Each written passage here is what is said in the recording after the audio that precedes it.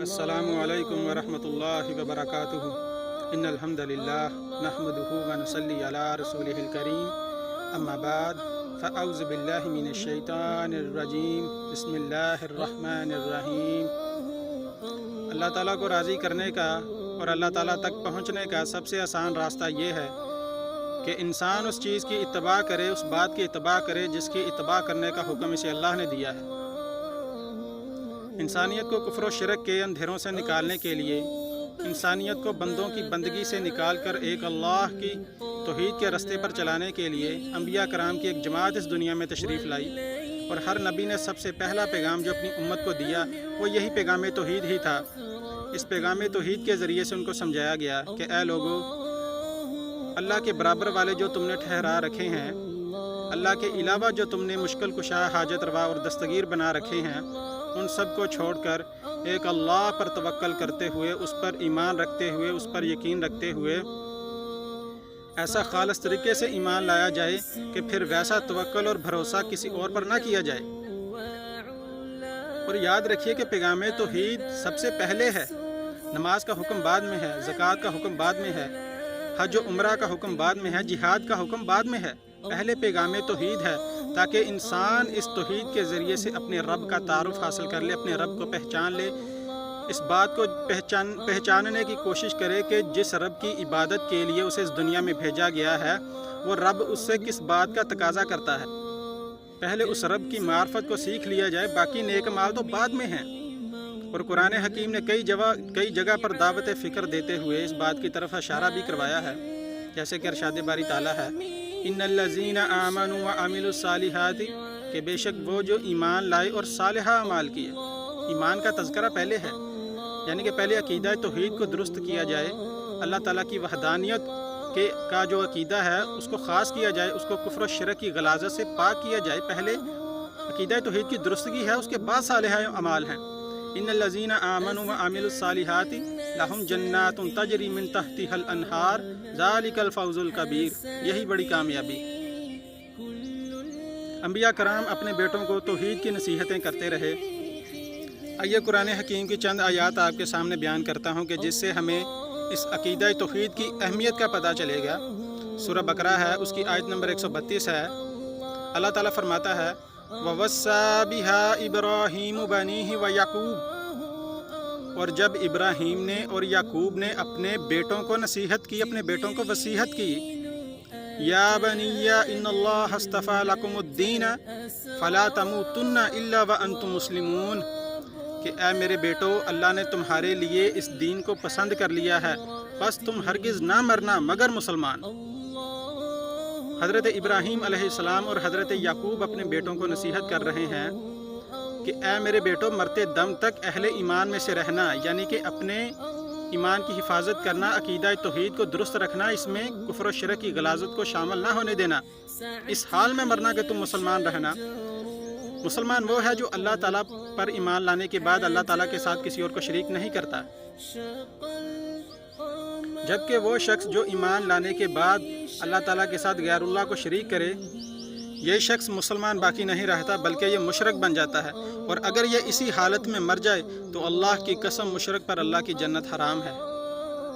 جبکہ مسلمان خالص ایمان والا، خالص عقیدے والا اللہ کی جنت کا مہمان بنے گا۔ عقیدہ توحید کی بڑی اہمیت ہے، یہ کوئی عام مسئلہ نہیں ہے، یہ انتہائی سنجیدہ مسئلہ ہے، اس کو سمجھنے کی بڑی ضرورت ہے۔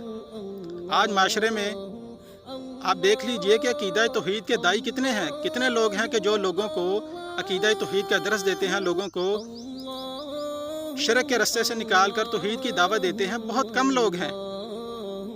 آج تو ماجرا یہ ہے کہ بہت سارے نام نہاد پیروں نے اپنے مریدوں کو یہ گارنٹیاں دے رکھی ہیں کہ ہمیں چندے نذرانے دیتے رہو، ہماری جیبیں بھرتے رہو، ہمارے پیر صاحب نے تمہیں بخشوا لینا ہے، سلسلہ قادریہ میں داخل ہو جاؤ، غوث پاک کے مریدوں میں اپنا نام لکھوا لو، غوث پاک کے مریدوں کی لسٹ میں تمہارا بھی نام لکھ لیا جائے گا، پھر سرکار غوث پاک وہ رجسٹر رسول اللہ صلی اللہ علیہ وآلہ وسلم کی بارگاہ میں پیش کریں گے، اور وہ آگے اللہ کی بارگاہ میں پیش کر کے تمہارے لیے جنت کے ٹکٹ کٹوا لیں گے۔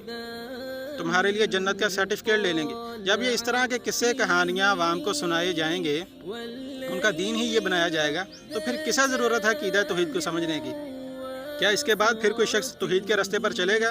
फिर तो वो कब्र परस्ती का ही शिकार होगा, पीर परस्ती का शिकार होगा। वो यही समझेगा कि बस मेरे पीर साहब मुझे क़यामत के दिन अजाब से बचा के हाथ पकड़कर जन्नत में लेके जाएंगे। और अब बहुत सारे पीरों ने ये कहानियाँ सुनाई हैं अपने मुरीदों को कि हमारे पीर साहब कहते हैं कि हम उस वक्त तक जन्नत में नहीं जाएंगे जब तक मेरे सारे मुरीद जन्नत में न चले जाएं।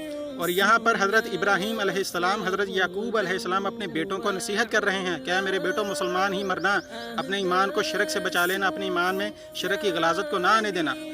उन्होंने ये नहीं कहा अपने बेटों से कि जाओ जो मर्ज़ी करो, हम तो अल्लाह के नबी हैं, तुम्हें हाथ पकड़ के जन्नत में लेके जाएंगे, ये नहीं कहा। बल्कि उनको दावत तौहीद देते हुए उनके दिलों में इस बात की फ़िक्र को बिठाते हुए ये दरस दिया कि मरते दम तक मुसलमान रहना, अहले शिरक में से ना होना। आइए इसे अगली आयत पर गौर करते हैं। मालिक फरमाता है, अम कुंतुम शुहदा इज़ हज़र याकूब अल मौत, कि क्या तुम उस वक्त हाज़िर थे जब याकूब को मौत आई। अब यहाँ पर एक नुक्ता भी क्लियर कर लीजिए। आपने अक्सर सुना होगा सूफिया के यहाँ कि बुज़ुर्ग फौत नहीं होते बल्कि वो पर्दा फरमाते हैं, एक घर से दूसरे घर में मुंतकिल होते हैं, उनको मौत नहीं आती। जबकि अल्लाह यहाँ पर अपने एक नबी के बारे में फरमा रहा है, इज़ हज़र याकूब अल मौत, कि जब याकूब को मौत आई, इज़ क़ाल लिबनीही मा तअबुदून मिन बादी, जब उन्होंने अपने बेटों से कहा कि ए मेरे बेटो, मेरे बाद तुम किसकी पूजा करोगे। क़ालू नअबुदु इलाहका व इलाहा अबाइका इब्राहीम व इस्माईल व इसहाका, उन्होंने कहा कि हम उसकी पूजा करेंगे जो आपका इलाह है, जो आपके अबा इब्राहीम का इलाह है, जो हज़रत इस्माईल का इलाह है, जो इसहाक का इलाह है। इलाहन वाहिदन तन्हा मबूद व नहनु लहू मुस्लिमून, और हम उसी के हुजूर अपनी गर्दन को झुकाए हुए हैं। कब्रों पर गर्दनें झुकाने वालों, पीरों के कदमों में सजदे करने वालों, कुरान के इन अल्फाज से ही नसीहत हासिल कर लो। ये अल्लाह के अंबिया हैं जो कह रहे हैं कि हम अल्लाह के हुजूर अपनी गर्दन को झुकाए हुए हैं। और यहाँ पर इस बात की अहमियत को भी समझ लीजिए कि हज़रत याकूब अलैहिस्सलाम अपने बेटों से पूछ रहे हैं, यानी कि उनका अकीदा तौहीद जानने के लिए उनसे पूछ रहे हैं कि मेरे बेटों बताओ, मेरे बाद तुम किसकी इबादत करोगे, किसकी पूजा करोगे।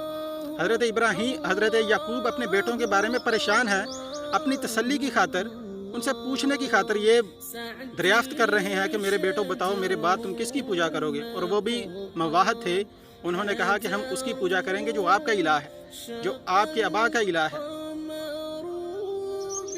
नबी को अपने बेटों की फ़िक्र होती है कि कहीं मेरे बेटे मेरे बाद शिरक में मुब्तला ना हो जाएं। और आज जाइए अपने मुल्क में इन शिरक के अड्डों पर जाकर देख लीजिए, इन दरबारों के मुजावरों ने, इन पीरों ने, इन गद्दी नशीनों ने अपने मुरीदों को कभी ये नहीं कहा कि जाओ अल्लाह की इबादत करो, हमारी क्या औकात है, हम तो खुद अल्लाह के दर के मोहताज हैं, मुश्किल कुशा तो अल्लाह है, हाजत रवा तो अल्लाह है। कब्र परस्त ये बात कभी नहीं अपने मुरीदों से कहेंगे, क्योंकि वो ये बात जानते हैं कि जिस दिन उन्होंने ये बात अपने मुरीदों से कह दी, उस दिन ये सारा शिरक का धंधा बंद हो जाएगा, उनकी सारी दुकानदारी बंद हो जाएगी, चंदे, नजराने, नजर नियाज सब कुछ बंद हो जाएगा। कब्र परस्त मर तो सकता है, लेकिन ये बात अपने मुरीदों से नहीं कह सकता है। आज इस कब्र परस्ती के शिरक ने उम्मत इस्लाम को बहुत बड़ा नुकसान पहुँचाया है। लोगों के हाथों से तर्जुमे वाले कुरान छीन कर उनके हाथों में अपने बाबों की लिखी हुई किताबें थमा दी गई हैं। और आज तो माजरा ये है कि कुरान और हदीस बयान करने की बजाय मिंबरों पर बैठकर बुज़ुर्गों की करामतें बयान की जाती हैं। पूरे का पूरा जुमा गौसे पाक की करामतें बयान करने में गुजार दिया जाता है।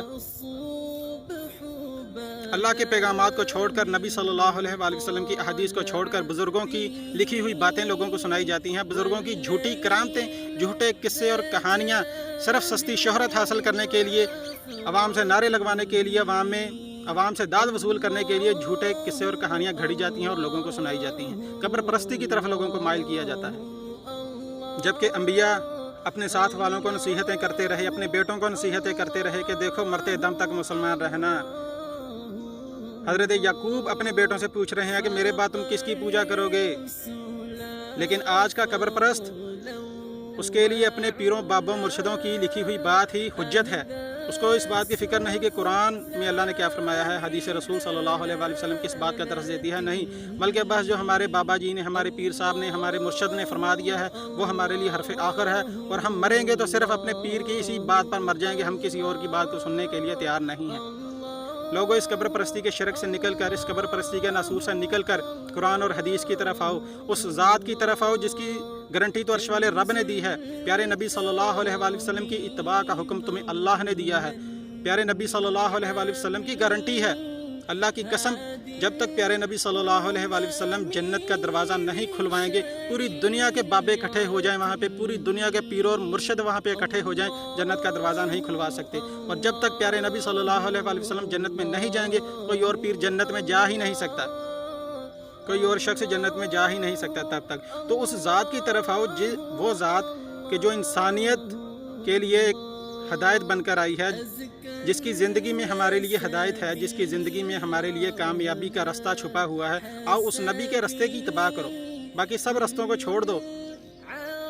سب سے پہلے اپنے عقیدہ توحید کو درست کرو، اللہ کے علاوہ ہر پوجے جانے والے کا انکار کرو۔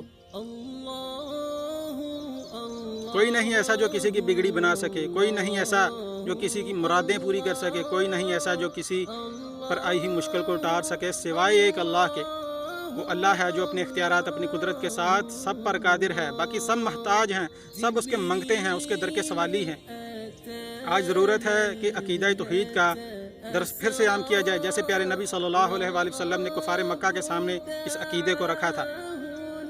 جبکہ موجودہ دور میں بہت سارے کلمہ گو انسان کم علمی کی وجہ سے، لاشعوری کی وجہ سے، قبر پرستوں کی گمراہ کن باتوں میں آ کر اپنے عقیدہ توحید سے ہاتھ دھو بیٹھے ہیں۔ اللہ کو بھی مشکل کشا مانا جاتا ہے، اور اللہ کے علاوہ اللہ کی مخلوق میں سے بھی بہت سارے مشکل کشا بنا رکھے ہیں، بہت سارے حاجت روا بنا رکھے ہیں، جن کی اللہ تعالیٰ نے کوئی دلیل نازل نہیں کی۔ دعا ہے اللہ تعالیٰ سے کہ اللہ تعالیٰ ہمیں کفر و شرک کے شر سے بچائے، ہمارے ایمان کو خالص رکھنے میں ہماری مدد کرے، اور ہم اس حال میں اللہ سے ملیں کہ اللہ ہم سے راضی ہو اور ہم اللہ سے راضی ہوں۔ سبحان ربک رب العزت عما یصفون وسلام علی المرسلین والحمد للہ رب العالمین۔